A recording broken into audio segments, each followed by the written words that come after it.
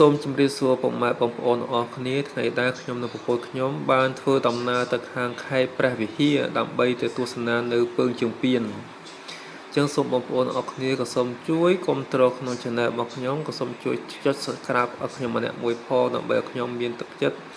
ក្នុងការធ្វើជាវីដេអូបន្តឬក៏ទៅថតនៅទីតាំងផ្សេងៗដើម្បីជួយបងប្អូនទស្សនាហើយក្នុងការឡើងទៅពើងជើងពៀននេះដែរដូចបងប្អូនឃើញនៅក្នុងវីដេអូនេះស្រាប់គឺដើរកាត់ព្រៃភ្នំគឺអត់មានផ្លូវទេនេះដើររុកព្រៃហើយតែសារតែពើងជើងពៀននេះគឺជាតំបន់មួយដែលមិនសូវមានអ្នកណាគេស្គាល់នឹងដឹងឮឡើយនេះមកដល់ទីតាំងហើយដែលខ្ញុំថតកាត់ផ្លូវទេនេះកម្មចនាដើម្បីឡើងទៅពើងជើងពៀនហើយក្នុងការដែលយើងឡើងទៅពើងជើងពៀននេះក៏យើងមានទេសភាពដូចជារូបចម្លាក់ថ្មដែលសាងអំពីឆាកពីថ្មភ្នំសតដែលថ្មភ្នំទាំងផ្ទាំងទៅផ្ទាំងគឺឆ្លាក់ចេញជាពុទ្ធរូបបែបនេះមាននេះគឺជាថ្មដែលដាក់ចេញមកនេះជារូបកណ្ដើមគឺថ្មភ្នំតែម្ដងបងប្អូនគឺមិនមែនយកថ្មពីណាគេហើយក៏មិនជាសំងដែរគឺជាថ្មភ្នំដែលនៅតំបន់នឹងផ្ទាល់ហ្មងនៅលើភ្នំផ្ទាល់ហ្មងគឺដាក់ឆ្លាប់ដោយជាងតែគាត់មានជំនាញក្នុងការឆ្លាក់គឺស្អាតហើយរូបនេះថ្មភ្នំសតបងប្អូនគឺជាអណ្ដើកទៅធំតែគាត់ឆ្លាក់គេហៅថាតាអណ្ដើកតាធំនោះជាតាបោះការដែលគាត់ជាអ្នកនាំផ្លូវឲ្យខ្ញុំនេះបងប្អូនខ្ញុំបានទៅស្គាល់នៅពើងជើងពៀនហើយក៏ជាអ្នកស្រុកកំណើតនៅខាងខេត្តព្រះវិហារនេះដែរក៏ជាតាបោះអ្នកបួសនៅចម្រើនភាវនានៅក៏អ្នកផ្សាយមេត្តាធម៌ទៅក្នុងទីកន្លែងនោះដែរនេះបងប្អូនគឺអណ្ដើកធំណាស់នោះក៏ជាពុទ្ធរូបបងប្អូនឃើញនៅថ្មប៉ុណ្ណាណៃគឺថ្មភ្នំហើយជាងដាប់ឆ្លាក់ឲ្យចេញជាពុទ្ធរូបដែលមានរូបសម្រស់ស្រស់ស្អាតហើយមួយគឺជាទីការតាក់ទាញគឺធម្មសរសើរជាងប៉ុណ្ណាគឺការឆ្លាក់ការដាប់មានរចនាជាពិសេសលោកពូដែលគាត់ជាម្ចាស់ដីទីកន្លែងហ្នឹងហើយក៏គាត់ជាអ្នកដែលថែសារទីកន្លែងហ្នឹងដែរគឺគាត់បានរៀបចំនឹងរចនាហើយក្នុងការកសាងនេះបងប្អូនមិននឹងអស់ប្រមាណទេក្នុងការដាប់ឆ្លាក់រូបនីមួយៗមិនស្រួលទេមិនងាយស្រួលទេហើយជាពិសេសគឺគាត់សូមសរសើរគាត់គឺគាត់បានរៀបចំស្អាតទៅទីកន្លែងនោះនេះគឺជាពើងជើងពៀនបងប្អូននេះពើងគេហៅថាពើងជើងពៀននេះទេសភាពនៅពើងជើងពៀនបងប្អូននេះខ្ញុំថតកាត់ទេបងប្អូនដោយសារតែទូរស័ព្ទខ្ញុំវាមិនសូវទំនើបមាន memory តូចអញ្ចឹងមិនអាចថតច្រើនទេដោយសារថតច្រើនតែធ្វើឲ្យទូរស័ព្ទវាកាំងអញ្ចឹងសូមបងប្អូនទស្សនាឲ្យសូមមានការអធិស្ឋានដល់ខ្ញុំផងនេះបងប្អូនគេហៅពើងជើងពៀននេះពុទ្ធរូបដើម្បីតង្កល់នឹងមានបីសីជារិទ្ធិបែបព្រហ្មញ្ញសាសនាការរៀបចំឲ្យក្នុងការបកស្រាយរបស់ខ្ញុំគឺជាមិនសូវបោះក្បាលប្រមាណទេបងប្អូននេះជារូបពុទ្ធរូបព្រះអង្គទៀតគេហៅព្រះអង្គចុះពីឋានតាវតឹងតាមចដាកែវបងប្អូននោះគឺសត្វថ្មភ្នំសតថ្មលប៉ុណ្ណានៃជើង10មិនធម្មតាទេបងប្អូនទឹកដៃជាងនេះហើយថ្មស្អាតទៀតថ្មភ្នំស្អាតថ្មភ្នំស្អាតហើយរូបព្រះអង្គថ្មបងប្អូនអើយប៉ុណ្ណានៃនោះស្នាមពលាកដែលគេដាប់ឆោតគេហៅថាព្រះអង្គចុះពីឋានតាវតឹងតាមចន្ទាកែវដែលមានទេវតាអិនព្រំទាំងអស់អមដំណើរព្រះអង្គចុះមកនេះកន្លែងមួយទៀតថាកន្លែងអេសីតែឡើងទៅលើចរៈនៃពើងជើងពៀននេះក្បែរពើងជើងពៀនហើយដូចជារុនដែលពីមុនគឺសត្វកាជៀវនៅក្នុងនោះឯងតែតាមតបកបកស្រ័យគឺសត្វកាជៀវនៅក្នុងរុនឯងគឺសត្វកាជៀវអានេះជារូបដែលគេដាប់ថ្មបងប្អូនថ្មមកជាហៀងប៉ុណ្ណានៃគេដាប់ចេញជារូបព្រះអង្គដែលព្រះអង្គចេញចោលនាងពិនទាទៅស្នាពុទ្ធនោះជាមួយនឹងឆាន់ព្រះអង្គធ្វើការចេញទៅស្នាពុទ្ធនោះបងប្អូនឃើញថ្មប៉ុណ្ណានៃតែស្អាតថ្មហើយពើងជើងពៀនពើងប្រគូប្រកែវហើយតាជួយបកស្រាយថាពើងជើងពៀនពីមុនមកគេហៅពើងជើងពៀន ចេះថាទេមិនដឹងដែរឡើយនោះពីចាស់បរាណណាគាត់ឲ្យពើងជើងពៀននោះគាត់ដឹងតគ្នាដូចទីតាទុំតាហៃតាទាវយីព្រាមយីឈុនយីឈឺគាត់នៅលើភ្នំគួយគាត់មកនៅសំណាក់នេះដែលតាទួងគាត់ទ្រង់ត្រាស់ដឹងឆ្លងកាត់ចុះឡើងហើយដឹងតែប៉ុណ្ណោះឯងហើយពើងជើងពីនេះដែលមានអភិនិហាអ្វីកើតឡើងអត់ដែលមានអត់ដែលប៉ះអញ្ចឹងនោះប៉ះតកូនចៅទេគាត់មកដូចថាវាយតម្លៃប្រមាថរមួយ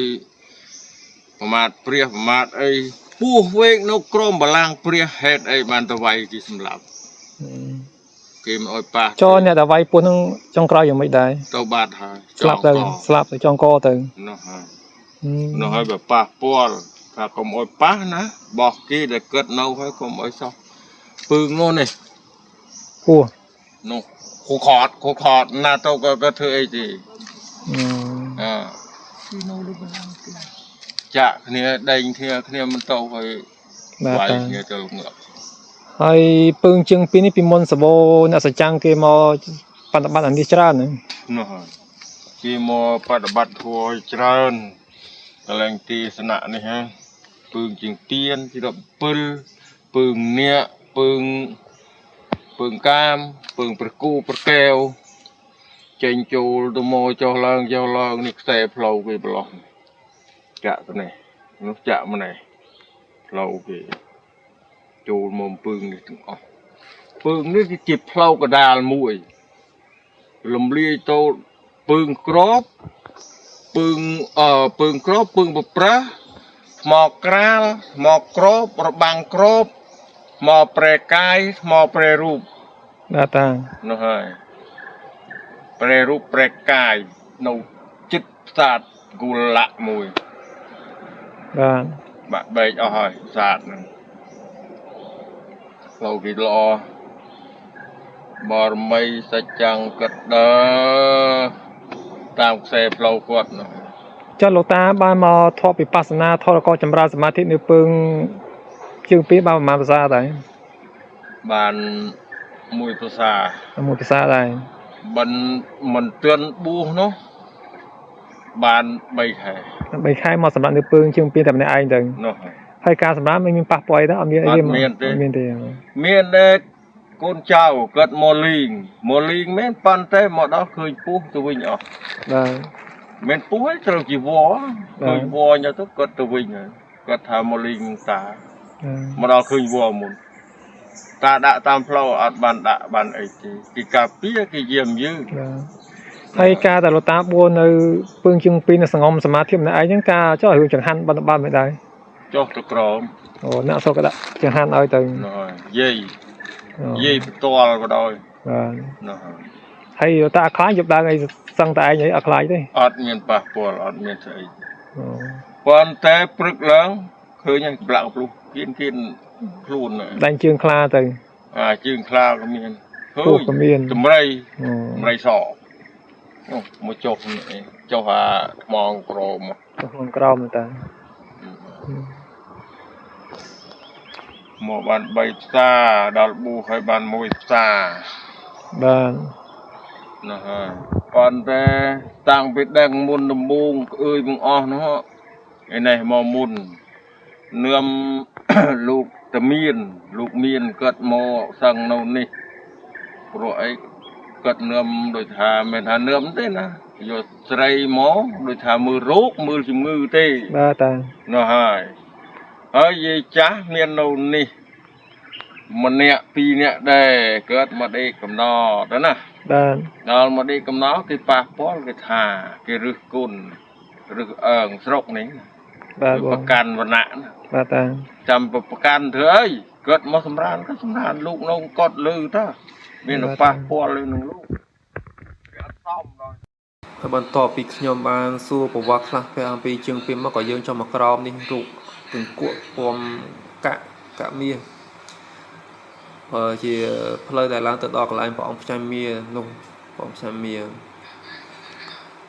ថ្មប្រព័ន្ធនៃបងប្អូនខ្ញុំព្រះអង្គផ្ចាញ់មាធំណាស់ដែលឆ្លាក់ ដាប់ចេញមកពីផ្ទាំងថ្មដ៏ធំដែលជាទាជ្រះថ្លានៅក្នុងអារម្មណ៍មិនទៅជ្រះថ្លានៅបងអើយការគោរពបូជាហើយជាពិសេសគឺការដាប់បែបរចនាចឹងជាចង្ហោការបង្ហើយនៅវីដេអូរបស់ខ្ញុំនេះក៏សូមបងប្អូនទាំងអស់កុំភ្លេចជួយចុច Subscribe ជួយ Comment ជួយ Share នៅវីដេអូរបស់ខ្ញុំផងដើម្បីឲ្យខ្ញុំនេះបានមានទឹកចិត្តក្នុងការធ្វើជាវីដេអូបន្តទៀតចឹងជាការចុងក្រោយនេះសូមជូនពរបងប្អូនទាំងអស់គ្នាឲ្យមានតែសេចក្តីសុខសេចក្តីចម្រុងចម្រើនរកស៊ីមានបានទៅចិត្តទៅជុំក្នុងក្រុមគ្រួសារកុំឲ្យមានជំងឺទាំងកាត់ហើយក៏សូមឲ្យបងប្អូនទាំងអស់គ្នាមានសេចក្តីពំផ្នែកយ៉ាងណាក្នុងមុខរបររកស៊ីក្តីក្នុងការងារក្តីសូមឲ្យមានសុភមង្គលមានក្តីសុខនិងសម្បត្តិបានគ្រប់យ៉ាងដូចក្តីការប្រាថ្នាអញ្ចឹងសូមបងប្អូនទាំងអស់គ្នាសូមបើសិនជាខ្ញុំក្នុងការបោះស្រាយនេះនិយាយទៅខ្វះខាតកណ្ដាលសូមបងប្អូនទាំងអស់គ្នាមេត្តាខន្តីអភ័យទោសដល់ខ្ញុំផងសូមជម្រាបលាបងប្អូនទាំងអស់គ្នា